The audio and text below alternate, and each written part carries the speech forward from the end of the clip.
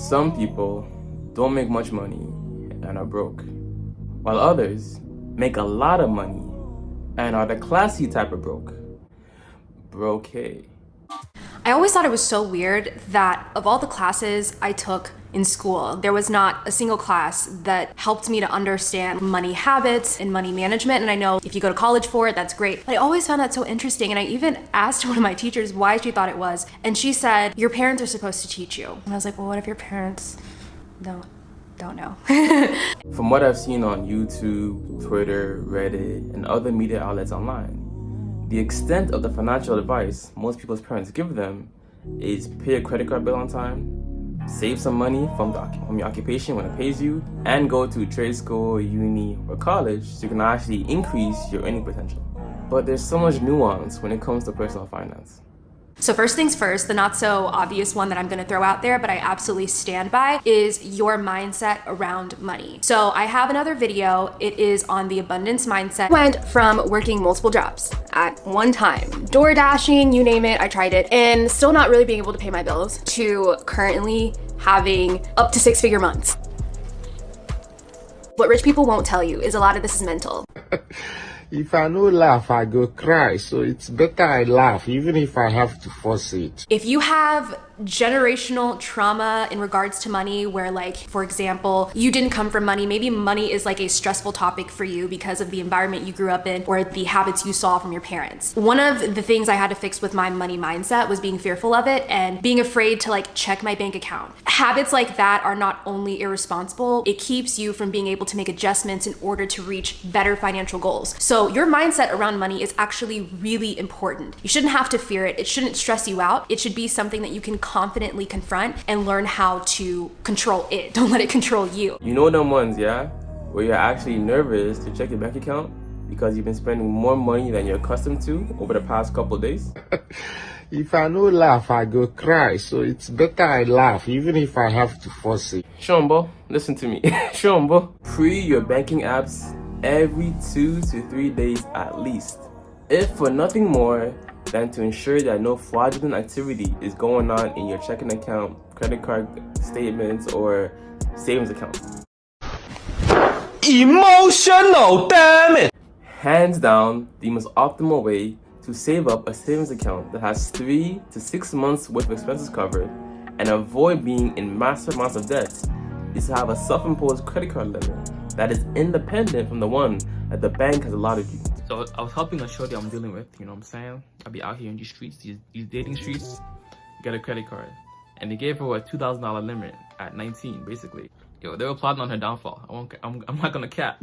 I basically told her, you know, don't use more than $100, which would be 10% actually, at a given time without paying it off. And we set up alerts to ensure that, you know, she wouldn't go past that amount. So anytime she'd go over $100, she'd get an alert to start paying that money down in full or pay a portion of it down. If you follow this protocol in business and personal finance, you will never end up in $12,000 of credit card debt. It's pretty straightforward. The sneaky secret is that banks low-key, or high-key I should say, want you to miss your credit card payments. They want to charge you that beautiful 19% interest rate. For example, on a $1,000 credit card limit, never ever, ever, ever spend more than $200 at a given time. Now, however, let's say you max out your credit cards and you spent $1,000 out of the total $1,000 limit that you have. So your utilization ratio is going to be 255 times 1 minus 1,000 divided by 1,000, which is 1 right here. So this is 0. And so this whole thing is 0. So you're going to get 0 points out of 255. Then you're going to get a really low score because 850 minus 255 is roughly 595. That's a really low score. People have been mentioning 30% or less utilization ratio. Now you're gonna see what happens here. 30% out of $1,000 limit is actually $300 spending. 1 minus 0.3 is 0.7. So you're gonna end up getting only 178.5 points out of the 255 that you could have gotten. This inherently auto-regulates your spending and bonus effect. I'm sitting on a bad boy piece of information. Do you understand? A bad boy piece of is an increase in your credit score because you have a low credit card utilization. So if you combine the current balance and the pending transactions and see it creeping up to 20%, the equivalent of $200 on a $1,000 credit card limit. You pay off the balance in full, completely, or pay it down under 10% before using the credit card again. Knew this would cause a lot of controversy. I know that, but I didn't think it would get to this magnitude. I didn't think it was possible. And any large purchase that is greater than or equal to 20%, or in this case, $200 on a $1,000 credit card limit, you are transferring money to that credit card the same day. Show 'em, bro. Same day. Paying the bill. Was not having a professional that could help me. So obviously I didn't get it in school, I didn't get it in college, I didn't get it from my family, so I didn't really have a resource personally to go to for financial advice. I eventually got a financial advisor, I think in 2018 or 2019, and it was honestly life-changing. I can remember the first meeting I had with my advisor, Brittany, and I was absolutely overwhelmed at the information. But what I loved about her was she never got tired of repeating things to me. She will repeat it until she's blue in the face because it's important to me to learn, to really understand what she's saying. I cannot recommend enough investing in a financial advisor and going to someone that can help you better understand not only how to save your money, but to grow your money, because that's the missing piece that not everybody understands is rich people aren't just harboring their money, they're strategically placing it to save and grow their money in their sleep. So make sure you have someone who can help you figure out a plan. And you don't have to be filthy rich to have a financial advisor, okay? You don't. But if you want to get there, you might want to get one. Simply search certified financial planner near me if you need that extra layer of budgeting accountability and to jumpstart your investment process. I'd probably suggest having one for about 6 months to a year just to get a better idea of your overall financial health. If I no laugh, I go cry. So it's better I laugh, even if I have to force it. But ultimately, you have a much larger investment if you just set up automated contributions to the index funds and avoiding all the extra fees that financial advisors tend to charge. And this Instagram post by @PersonalFinanceClub highlights my sentiments exactly. It reads, how to break up with your financial advisor. For most young investors in a wealth building phase of their career, using a financial advisor is absolutely not worth it. There's almost nothing tricky to be done with investing when you're building wealth. Plow money into a low-fee index fund, set up automated contributions, leave it alone for years. If an investor charges just a 1% annual advisory fee and recommends actively managed mutual funds that charge an additional 1% expense ratio, that 2% net fee will erode about half of your portfolio over a 40-year investing career. And for those investing less than $250K or so, you won't get such a sweet deal. The advisors who will work with lower net worth individuals will charge front loads, statement fees, and more, making the net impact that much worse. During your wealth building years, minimizing fees is one of the few things you can actively do to maximize your return. And if you look at this infographic right here, basically says if you invest about $10,000 per year over the course of 40 years, you'll be a millionaire for the most part. And he does have an $80 course that walks you through on how to do that. So if y'all are interested, check him out. The sales pitch is basically become a millionaire in a couple of decades, and I can't really critique that too much. There's not much get rich quick vibes coming out of someone telling you to become a millionaire in a couple of decades. Financial advisors, muy bien for that. Another mistake I was making was not budgeting at all. Particularly when I first moved to Kansas City, I was just like, yo, I'm gonna wing it. I was getting my every 2-week check, and it was very much so paycheck to paycheck for me. All I really needed was to go out to brunch and hang with some friends. But I mean, it was tight for me. It stressed me out to look at money, and that's why I go back to the mindset thing, because you can't let these insecurities and these traumas stop you from being financially responsible. You gotta put on your big girl panties. Do what you need to do to get there. When I first started, I wasn't being irresponsible, but I wasn't being responsible either. So I definitely could have saved more. I definitely could have watched where my dollars were going. I was a bit like impulsive with my spending, just things that weren't adding up. And then I would be like, oh, I don't have any money to go out, or I don't have enough money for this, for groceries. I quickly learned I need to stop putting myself in those situations. Budgeting doesn't have to be a complicated practice. Once I figured out I was headed down a not so great road, I just got an Excel sheet. I said, okay, what is my total check that I'm getting for the month? We gotta take care of bills first. So your rent, your gas, your groceries, the things you absolutely need to live need to be the things accounted for first. And then give yourself some fun money. Yes, you need to socialize, you need to go out, but also if you're spending too much in those areas, we need to sit down and reevaluate how can we be a little more creative with our social life. We'll get to social spending in a second, but budgeting can drastically help you see where you are spending unnecessary dollars. Again, A self-imposed credit card limit of about 20% will do wonders for everyone. Ask me how I know. Especially in the beginning stages, you can make nothing. Initially, I had some capital that I was using to invest into the business. So it was an e-commerce, Amazon FBA. So like selling physical products on Amazon, right? So I would buy it from the manufacturer and then resell it on Amazon for a higher price. Say for example, an actual product, I buy it for maybe $20 and then we sell it for like 40 or 50, and then do that times like 100 or 200, and you could see like you're making some decent amount of income. But that one kind of sour, right? I made a whole website so I can contact people, look professional, had a professional email, stuff like that. And I was really proud of myself. Like I was putting together like an actual, business that I could work with. But because I didn't own these products myself, I wasn't a manufacturer. I was just like a middleman. Like you had the manufacturer, the third-party seller, and then the customer, right?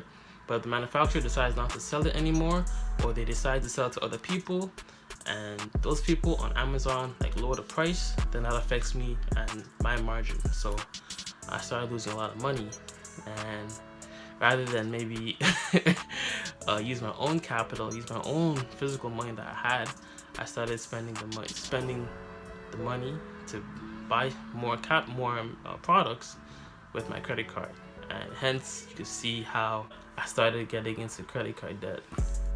So I ended up with about 9,000 of the 12,000 in credit card debt is from the business venture.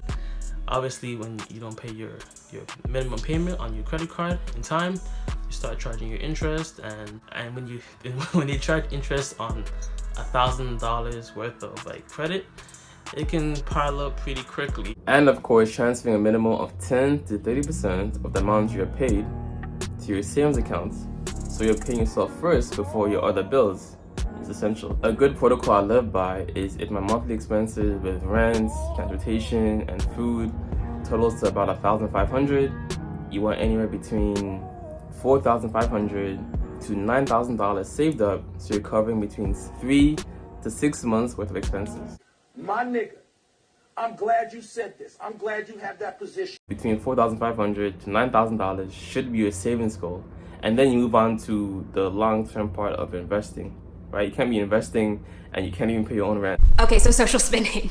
Spending a lot of money to hang out with your friends. Look, I get it. Friends, they want to go out for drinks, they want to go to brunch. Look, I've been there, done that, wrote the book, but it depends what your goals are, and not everybody can afford that. So hopefully your friends aren't necessarily putting so much pressure on you to constantly go spend money to hang out. I would definitely recommend, like I said earlier, getting creative with how you hang out with people. So for example, I would have my friends over. I would suggest like a fun activity that we could do together at my place. I mean, and it sounds corny in theory, but it's like, there's so many fun things you can do. And now that you guys have TikTok, you can literally find so many fun things to do with your friends. The common one I've been seeing is the cocktail night. And basically, you have your friends over and everyone has to make a drink for everyone. So first of all, how much money would you spend actually going out to bars? And if you all got drinks for each other like that, it would be astronomical. But doing it at someone's home, getting the ingredients from the grocery store is not gonna even come up nearly as much as going out to the bars would, right? But that's a fun idea. Like everyone makes a signature cocktail and then everyone gets to try it. So by the end of the night, depending on how many friends you have, you could be 8 drinks deep. I mean,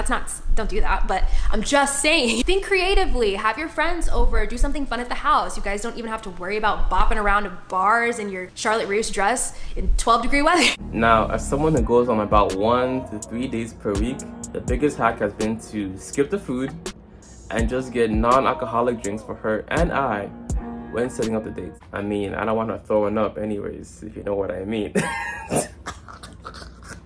Let's be nice. We don't have to go there. I mean, you're not wrong, but you didn't have to say it. I mean, good Lord.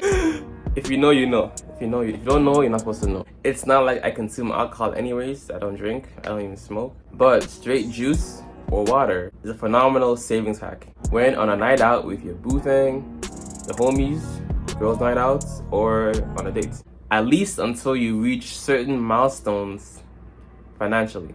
Next one is a bit tricky. Credit cards. Credit cards can get you into some trouble. My rule for myself with my credit card is if I can't pay it off right then and there, I do not put it on a credit card. I look at my credit cards as a smarter way to pay for things because, for example, I have the Southwest card. I get a point per dollar, so at any point I could go take a trip because I pay for everything with my Southwest card pretty much if it's not for business. So like my rent, all that stuff, Southwest card. You're getting something back with it. So my recommendation is to look into credit cards that give you something back. Now, that said, my recommendation is to also be responsible using credit cards because interest rates can ruin your life. I've seen it happen to my family members, and you just need to be really responsible with that because it can quickly suck you into a black hole. And you don't want that. It's not worth it. Do your very best to only buy the things that you can afford. And if you can't, please don't put it on a credit card. Don't do that. And look, I know times are hard and sometimes we have to do that, but if you don't have an active plan for paying off your credit card, it's going to be a lot harder.